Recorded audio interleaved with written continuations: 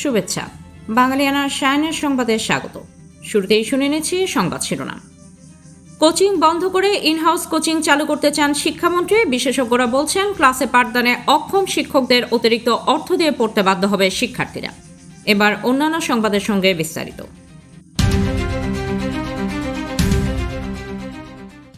School কলেজে in-house coaching প্রথা চালু এবং এর বিনিময়ে শিক্ষকদের অর্থ গ্রহণের সুযোগ দেওয়ার ঘোষণা দিয়েছেন শিক্ষামন্ত্রী ডক্টর আলম ও এহসানুল হক মিলন।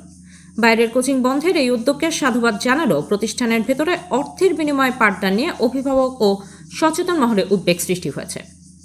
অভিযোগ রয়েছে, অনেক শিক্ষক শ্রেণীকক্ষে যথাযথ পাঠদান না করে শিক্ষার্থীদের ব্যক্তিগত কোচিংয়ে উৎসাহিত করেন। নতুন এই নিয়মের ফলে শিক্ষকরা ক্লাসে পাঠদানে আরও উদাসীন হতে পারেন এবং শিক্ষার্থীদের উপর বাড়তি আর্থিক বোঝা চেপে বসার শঙ্কা রয়েছে। এছাড়া যে শিক্ষকদের বিষয়ভিত্তিক সক্ষমতা ও পাঠদানের দক্ষতা নিয়ে প্রশ্ন আছে, তাদের মাধ্যমে নেওয়া বিশেষ ক্লাসে শিক্ষার্থীরা কতটা উপকৃত হবে তা নিয়েও বিতর্ক চলছে। বিশেষজ্ঞরা বলছেন, শিক্ষা মন্ত্রণালয়ের উচিত ইনহাউস কোচিংকে বাণিজ্যে রূপান্তর না করে শ্রেণীকক্ষে নিয়মিত পাঠদান তদারকিতে কঠোর হওয়া। শিক্ষার্থী অভিভাবকরা বলছেন, অনেক সময় ক্লাসরুমে শিখন ঘাটতির কারণে বা শিক্ষকের দুর্বলতার কারণে বাইরে কোচিং করতে হয়। ইনহাউস কোচিংয়ের ফায়দা নিয়ে অনেক স্কুলে এটা বাধ্যতামূলক করতে পারে। ফলে শিক্ষার্থীদের হয়তো সেসব শিক্ষকের কাছেই ক্লাস করতে হবে, যেটিতে তাদের কোনো শিখন ফায়দা হওয়ার সম্ভাবনা নেই।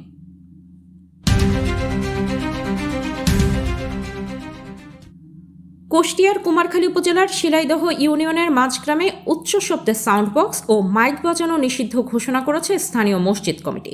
2 এপ্রিল প্রচার মাইকের মাধ্যমে জানানো হয়, এই সিদ্ধান্ত অমান্য করলে সামাজিকভাবে বর্জন সহ কবরস্থানে দাফন করতে দেওয়া হবে না। এই ঘোষণার একটি ভিডিও সামাজিক যোগাযোগ মাধ্যমে ছড়িয়ে পড়লে এলাকায় মিশ্র প্রতিক্রিয়ার সৃষ্টি হয়। তবে স্থানীয় মসজিদ কমিটির সভাপতি ঠিক উল্টো দাবি করছেন। তার দাবি, উচ্চস্বরে মাইক বাজালে মসজিদ কমিটি থেকে বের করে দেওয়ার হুমকি দেওয়া হয়েছে। মসজিদে প্রবেশ বা দাফনে বাধা দেওয়ার কথা বলাই হয়নি। সভাপতি আমির হোসেন বাঙালিয়ানাকে বলেন, মাইকে ওটা দেখেন, মাইক যদি রেকর্ডিং থাকে এইটা নাই, মাইকে বলা আছে কমিটির থেকে বহিষ্কার, এই কথাটা উল্লেখ আছে। আমির হোসেনের দাবি, অসুস্থ এক রোগীর কষ্ট হয়, তারা এই সিদ্ধান্ত নিয়েছিলেন। এই বলা হয়েছে সামাজিক ভাবে এই যে ছেলে মেয়েদের লেখাপড়ার অসুবিধার কারণে বিকট গান বাজাচ্ছে, বিকট আকারে শুধু সাউন্ড বক্স, খালি শব্দ, মনে হচ্ছে ঘর বাড়ি ভেঙে যাবে। 5-6 দিন ধরে পাশে একটা রুগীও ছিল, সে মেয়েটা মারা গেছে। যাই ওটা আমি বলবো না, তার হাত যে কদিন আল্লাহ দৃষ্টি মারা গেছে। সেই জন্যই সামাজিকভাবে সবাই করে যে এত জোরে অনাকারণে বিকট শব্দে সাউন্ড বক্স বাজানো যাবে না। স্থানীয় সূত্রে জানা যায়, একটি সুন্নতে খাতনা অনুষ্ঠানে সাউন্ড বক্স বাজানোকে কেন্দ্র করে স্থানীয় মুসল্লি ও আয়োজকদের মধ্যে বাকবিতণ্ডা হয়। এর প্রেক্ষিতেই নামাজের ব্যাঘাত ও অসুস্থ মানুষের কষ্টের কথা বিবেচনা করে মসজিদ কমিটি এই কঠোর অবস্থান নেয়। তবে স্থানীয় ভুক্তভোগী পরিবারের দাবি, তারা সীমিত শব্দে বক্স বাজালেও প্রভাব খাটিয়ে এই নিষেধাজ্ঞা চাপানো হয়েছে। সাংস্কৃতিক ব্যক্তিত্বরা এই সিদ্ধান্তকে ব্যক্তিগত স্বাধীনতায় হস্তক্ষেপ হিসেবে দেখছেন। উপজেলা নির্বাহী কর্মকর্তা ইউএনও ফারজানা আক্তার উভয় পক্ষের সঙ্গে আলোচনা করে জানান, উচ্চ শব্দ নিয়ন্ত্রণে প্রশাসনের অনুমতি ও নির্দিষ্ট নিয়ম মেনে চলার বিষয়টি গুরুত্ব দেওয়া হচ্ছে। আমির হোসেন অবশ্য দাবি করছেন, গত জুম্মার নামাজের পর সকলে আলোচনা করে বিষয়টি সমাধান হয়ে গেছে। তিনি টেলিফোন যোগে বাঙালিয়ানাকে আরও বলেন, গত জুম্মাই বসি সবাই মহল্লাবাসী নামাজ পড়ি, ওগুলি আবার সবাই আমরা ঠিক হয়ে গেছি। বাংলাদেশ সংবাদ সংস্থা বাসসের সাবেক ব্যবস্থাপনা পরিচালক ও প্রধান সম্পাদক মাহবুব মোর্শেদের বিরুদ্ধে ক্ষমতার অপব্যবহার, আর্থিক অনিয়ম এবং জনবল নিয়োগে গুরুতর বিধি লঙ্ঘনের অভিযোগ উঠেছে। প্রকাশিত বিভিন্ন প্রতিবেদন ও বাসস সূত্রে জানা গেছে, মাহবুব মোর্শেদ নিয়ম বহির্ভূতভাবে নিজের মালিকানাধীন ব্যক্তিগত গাড়ি একটি রেন্টেকার প্রতিষ্ঠানের মাধ্যমে বাসসকে ভাড়া দিয়েছিলেন। সংস্থার এমডির জন্য বরাদ্দকৃত গাড়ি থাকা সত্ত্বেও তিনি নিজের গাড়িটি ব্যবহার করতেন এবং এর বিনিময়ে মাসিক 1,50,000 টাকা ভাড়া নিতেন, যা একই প্রতিষ্ঠানের অন্যান্য গাড়ির তুলনায় দ্বিগুণেরও বেশি খরচ। আর্থিক অনিয়মের বিষয়টি এখানেই সীমাবদ্ধ থাকেনি। তিনি সংস্থার পরিচালনা পর্ষদ বা তথ্য ও সম্প্রচার মন্ত্রণালয়কে না জানিয়ে সম্পূর্ণ নিজ উদ্যোগে নিজের বেতন ভাতা নির্ধারণ করেছিলেন। নবম ওয়েজ বোর্ডের সর্বোচ্চ সীমা অনুযায়ী 1,02,375 টাকা মূল বেতন ধরে বাড়ি ভাড়া, চিকিৎসা ও বিভিন্ন ভাতাসহ মাসিক মোট 1,98,238 টাকা গ্রহণ করতেন। এমনকি নিজের বেতন কতিপয় সাংবাদিকের চেয়ে কম মনে হয় তিনি অতিরিক্ত 22,000 টাকা বিশেষ ভাতা হিসেবে নিতেন। এছাড়া পত্রিকা, ইন্টারনেট ও মুঠোফোন বিল বাবদ ভাউচারের মাধ্যমে আরও প্রায় 24,000 টাকা আলাদাভাবে উত্তোলন করতেন তিনি। প্রশাসনিক ক্ষেত্রেও তিনি চরম অব্যবস্থাপনার পরিচয় দিয়েছেন বলে নথিপত্রে দেখা যায়। বিদ্যমান জনবল কাঠামোতে নেই এমন সিটি এডিটর বা চিফ রিপোর্টার পদে নিয়োগ সহ মোট 22 জনকে স্থায়ী এবং 41 জনকে খণ্ডকালীন নিয়োগ দিয়েছেন তিনি।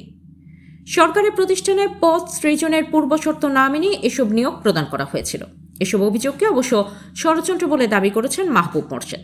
তবে তার মেয়াদে সংগঠিত এই আর্থিক ও প্রশাসনিক বিশৃঙ্খলা বর্তমানে তদন্তনাধীন।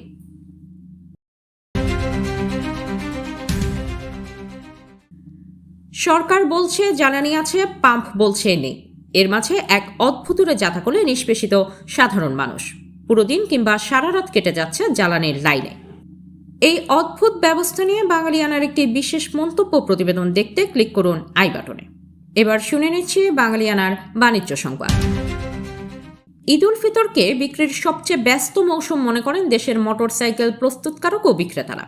সারা বছর মোটামুটি বিক্রি হলেও ঈদের আগে বিশেষ অফার ও ছাড়ের কারণে মোটরসাইকেলের চাহিদা ব্যাপক বেড়ে যায়। তবে অন্যান্য বছরের তুলনায় এবার এই শিল্পের ব্যবসায় চিত্র অপ্রত্যাশিতভাবে মন্থর। সংশ্লিষ্ট অনেকের মতে চলমান জ্বালানি সংকটের কারণে আশানুরূপ বিক্রি হয়নি। কিছু ব্র্যান্ড ব্যাপক মার্কেটিং ক্যাম্পেইন ও বিশেষ ছাড়ের মাধ্যমে কোনো কোনো ব্র্যান্ডের বিক্রি স্বাভাবিক থাকলেও কারো কারো মতে আশানুরূপ বিক্রি হয়নি। খাত সংশ্লিষ্টদের আশঙ্কা জ্বালানি সংকট অব্যাহত থাকলে এপ্রিলে মোটরসাইকেল বিক্রি অনেক কমে যেতে পারে। এবার শুনে নিচ্ছি বাঙালিয়ানার ক্রীড়া সংবাদ।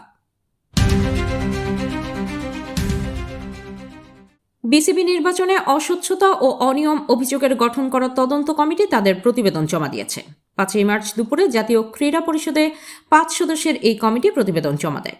পরে কমিটির প্রধান সাবেক বিচারপতি এ.কে.এম. আসাদুজ্জামান সাংবাদিকদের জানিয়েছেন, গঠনতন্ত্র সংশোধন ও ভবিষ্যতে বিসিবি নির্বাচন সুন্দরভাবে আয়োজনের জন্য সুপারিশ করেছেন তারা। এনএসসিতে সাংবাদিকদের তিনি বলেন, আমরা যাদের সম্পৃক্ততা পেয়েছিলাম তাদেরকে জিজ্ঞাসাবাদের জন্য চেষ্টা করেছি। তাদেরকে জিজ্ঞাসাবাদ করে যা পেয়েছি সেভাবে সুন্দরভাবে চেষ্টা করেছি। সংক্ষিপ্তভাবে কাউকে অভিযুক্ত না করে নিরপেক্ষভাবে নির্বাচনের সময় যা পেয়েছি সেই সম্বন্ধে প্রতিবেদন দিয়েছি। বাঙালিয়ানার সায়নের সংবাদ শেষ হলো। ধন্যবাদ।